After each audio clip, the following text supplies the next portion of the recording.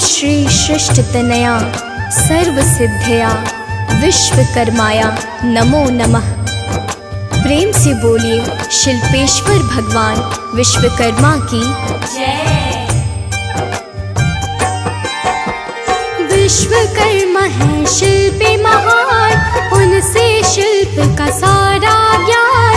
नमन है इनके श्री चरण में, विश्वकर्मा रखेंगे शरण में। विश्वकर्मा जी है शिल्पेश्वर, शिल्प ज्ञान के है परमेश्वर। इनके द्वारा होता निर्माण, इनकी कीर्ति है सबसे महान। सारे जग में ये पूजे जाते, भक्तों पर है कृपा बरसाते।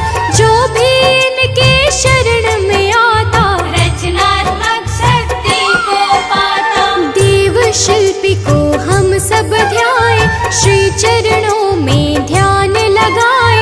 कर जोड़ कर करे प्रणाम, विश्वकर्मा जी को वरदान। भक्तों, भगवान विश्वकर्मा जी को देवताओं के शिल्पी के रूप में विशिष्ट स्थान प्राप्त है। प्राचीन काल में जितनी भी राजधानियां थीं, उन सभी का निर्माण विश्वकर्मा जी के द्वारा ही किया गया था। 4 युगों में विश्वकर्मा ने कई नगर और भवनों का निर्माण किया। कालक्रम में देखें तो सबसे पहले सत्य युग में उन्होंने स्वर्गलोक का निर्माण किया। त्रेता युग में लंका का, द्वापर में द्वारका का और कलयुग के आरंभ के 50 वर्ष पूर्व हस्तिनापुर और इंद्रप्रस्थ का निर्माण किया। विश्वकर्मा जी ने ही जगन्नाथपुरी के जगन्नाथ मंदिर में स्थित कृष्ण, सुभद्रा और बलराम जी की मूर्तियों का निर्माण किया। सुदामापुरी की रचना के बारे में भी यह कहा जाता है कि उसके निर्माता भी विश्वकर्मा जी ही थे। दुनिया के पहले और सर्वश्रेष्ठ वास्तुकार कहे जाने वाले विश्वकर्मा जी ने इस सृष्टि की रचना करने में परमपिता ब्रह्मा जी की सहायता की थी। उन्होंने ही सबसे पहले इस संसार का मानचित्र तैयार किया था। विश्वकर्मा पूजा का पावन पर्व हर साल उस दिन मनाया जाता है जब सूर्य सिंह राशि से कन्या राशि में प्रवेश करते हैं। इसी दिन भगवान विश्वकर्मा का जन्म हुआ था। अतः इस दिन भगवान विश्वकर्मा की पूजा करने का विधान है। उनकी कृपा से बिगड़े काम बन जाते हैं, व्यापार और रोजगार में सफलता प्राप्त होती है। तो प्रेम से बोलिए भक्तों, भगवान विश्वकर्मा की जय। पौराणिक मैं बात बताऊं, विश्वकर्मा की कथा सुनाऊं। सुनना भक्तों ध्यान लगाकर, सब पर कृपा कर शिल्पेश्वर। संकट आन पड़ी एक बार, कुपित हुआ था यह संसार। नैमिषारण्य की यह है बात, ऋषि मुनि आए हैं एक साथ। राक्षसों का आतंक छाया, असुरों ने था बड़ा सताया। सभी गए हैं ब्रह्मा के पास, राक्षस नर को बना रहे ग्रास। कहा है सबने हाथ जोड़कर, कृपा करे हम पर ब्रह्मेश्वर। तब ब्रह्मा ने उपाय बताया, विश्वकर्मा का महिमा सुनाया। भक्तों, एक बार नैमिषारण्य में मुनि और सन्यासी लोग एकत्र हुए और अपने अमिष्ट की प्राप्ति के लिए एक सभा की। सभी असुरों के दुष्ट कर्मों से पीड़ित थे। वहां उपस्थित सभी ऋषि मुनि अपनी समस्या लेकर ब्रह्मा जी के पास गए और चतुर्मुख ब्रह्मा जी को प्रणाम कर अपनी व्यथा बताई। तब ब्रह्मा जी ने कहा कि हे मुनियों, राक्षसों से तो स्वर्ग में रहने वाले देवताओं को भी भय लगते रहता है। उन राक्षसों को नष्ट करने में महातेजस्वी विश्वकर्मा जी ही सक्षम हैं, जो सब प्रकार के बलों से युक्त हैं। उन्हीं के पूजन से तुम लोग राक्षसों को नष्ट करने में समर्थ हो सकते हो। देवताओं को हवि पहुंचाने वाले अग्नि नामक देवता संसार में प्रसिद्ध हैं। उन्हीं के पुत्र यज्ञों में श्रेष्ठ पुरोहित होते हैं। ऐसे एक श्रेष्ठ पुरोहित का नाम अंगीरा है, वही आपको दुखों से पार करेंगे। इसलिए हे मुनियों, आप उन्हीं मुनि श्रेष्ठ के चरण कमलों को छूकर अपने कष्टों से मुक्ति पाने के लिए प्रार्थना करो। तो प्रेम से बोलिए भक्तों, भगवान विश्वकर्मा की जय।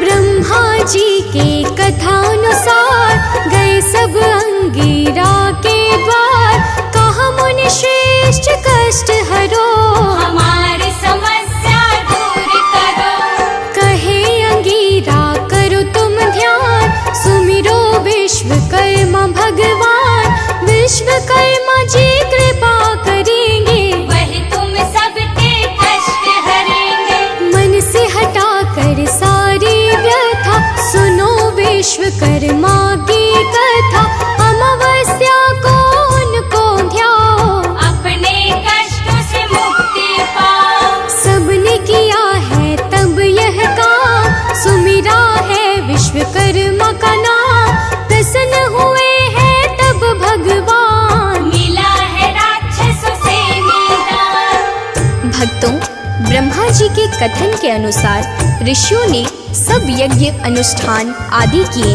और अंगीरा ऋषि के वचनों को सुनने के लिए उत्सुक हुए। अंगीरा ऋषि कहने लगे कि हे मुनियों, तुम लोग क्यों इधर उधर मारे मारे फिरते हो? दुखों को काटने में विश्वकर्मा के अतिरिक्त और कोई भी समर्थ नहीं है।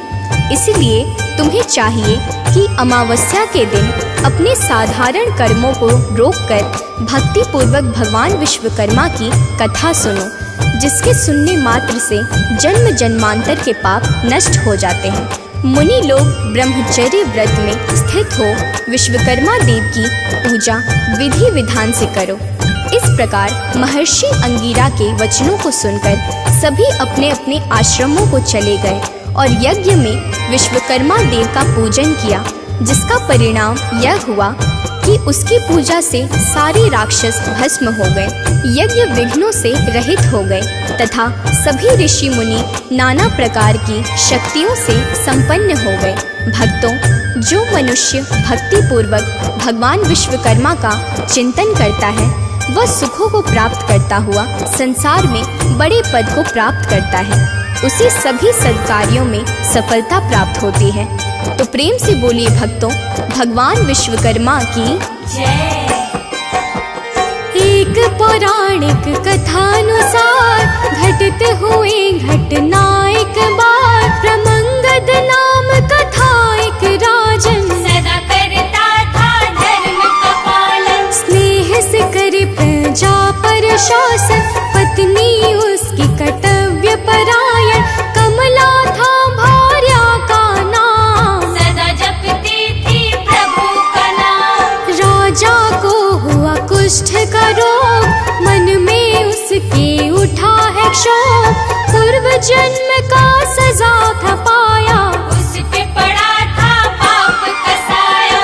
बोली पत्नी सुमिरो भगवन, करो नाथ विश्वकर्मा पूजन, विश्वकर्मा जी कृपा करेंगे, आई विपदा तभी करेंगे। भक्तों, पौराणिक कथा के अनुसार प्राचीन काल में एक प्रमंगद नाम का राजा हुआ, जो अपनी प्रजा को संतान के समान पालता था और धर्म के कामों में बिल्कुल प्रमाद नहीं किया करता था।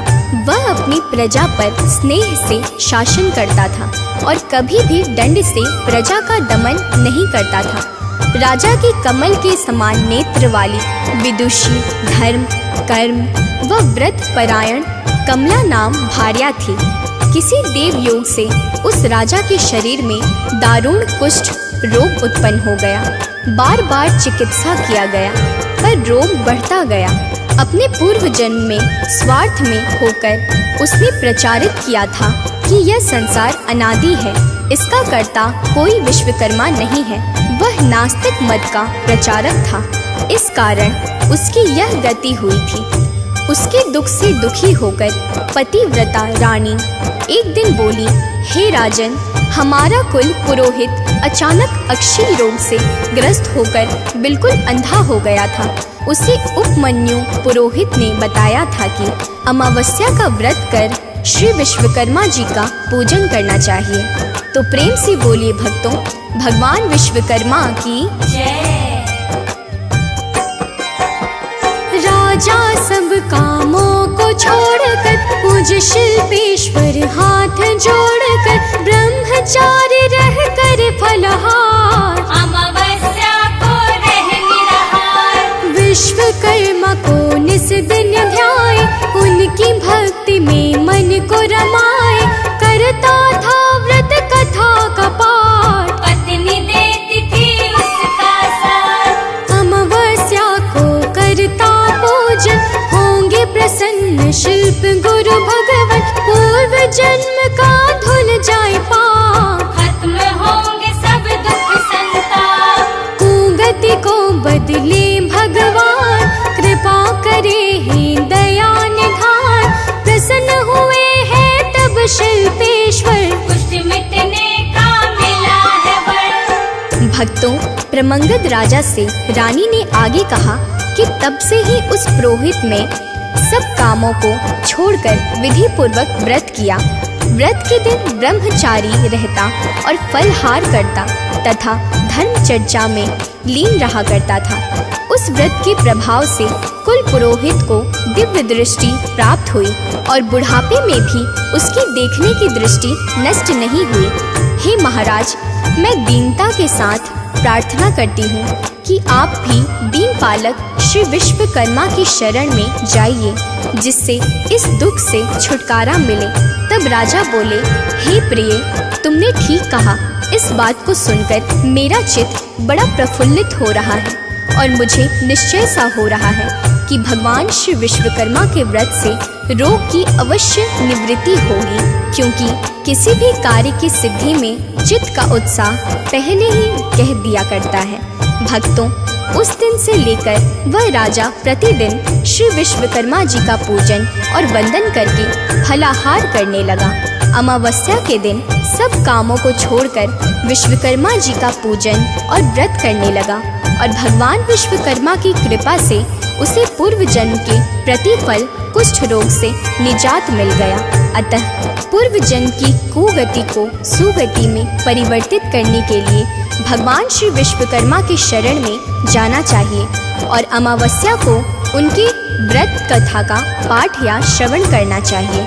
तो प्रेम से बोलिए भक्तों, भगवान विश्वकर्मा की जय।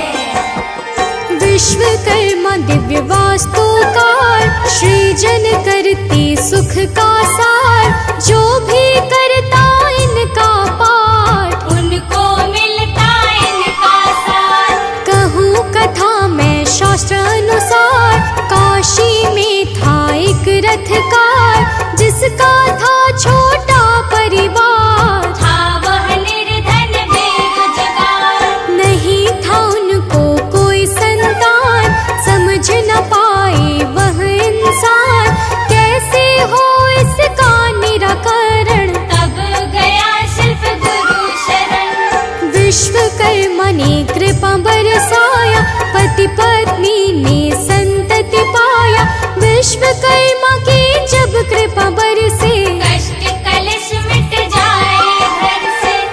भक्तों, विश्वकर्मा जयंती हिंदू धर्म में ब्रह्मांड के दिव्य वास्तुकार भगवान विश्वकर्मा को समर्पित है। भगवान विश्वकर्मा की जयंती हर साल 17 सितंबर को मनाई जाती है। इनकी व्रत की एक और कथा इस प्रकार है कि प्राचीन काल में काशी में एक रथकार अपनी पत्नी के साथ रहता था। वह अपने कार्य में निपुण तो था, लेकिन जगह जगह घूमने पर भी वह भोजन से अधिक धन प्राप्त नहीं कर पाता था।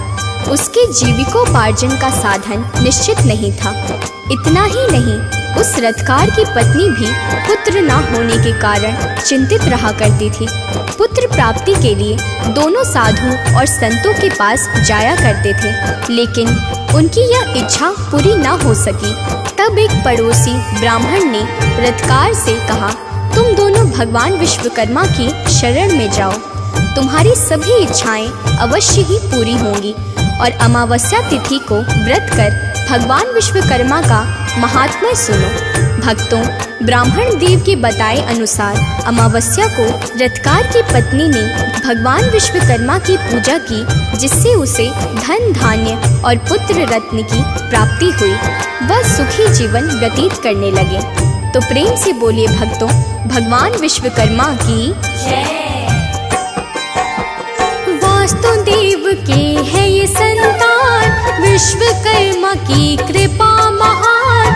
अंगिरसी है माता का नाम, श्री चरणों में करे प्रणाम। नल नील के पिता कहलाते, भक्तों पर ये कृपा बरसाते।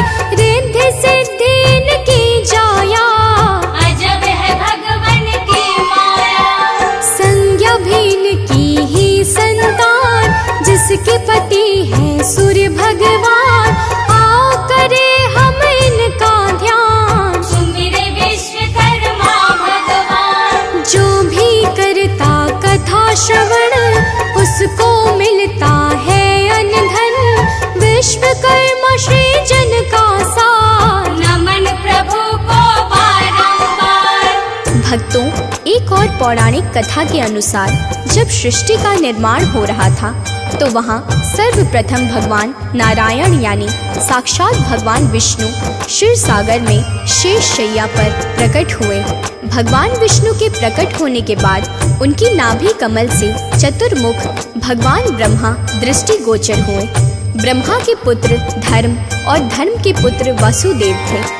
धार्मिक मान्यताओं के अनुसार वासु से उत्पन्न वास्तु 7वें पुत्र थे, जो शिल्प शास्त्र में बहुत ही बुद्धिमान थे। वास्तुदेव की पत्नी अंगिरसी ने भगवान विश्वकर्मा को जन्म दिया। आगे चलकर अपने पिता की तरह ही भगवान विश्वकर्मा भी वास्तुकला के अद्वितीय आचार्य बने। भक्तों, भगवान विश्वकर्मा को देव शिल्पी, जगतकर्ता और शिल्पेश्वर आदि नामों से भी जाना जाता है। इनके संतान बृहस्पति, नल नील, संज्ञा, रिद्धि, सिद्धि और चित्रांगदा हैं, जिनमें से रिद्धि सिद्धि का विवाह भगवान चंद्रशेखर और माता पार्वती के सबसे छोटे पुत्र भगवान गणेश से हुआ था, तथा संज्ञा का विवाह महर्षि कश्यप और देवी अदिति के पुत्र भगवान सूर्य नारायण से हुआ था, जिनके संतान यमराज, यमुना, कालिंदी और अश्वनी कुमार हैं। प्रेम से बोलिए शिल्पेश्वर भगवान विश्वकर्मा की जय।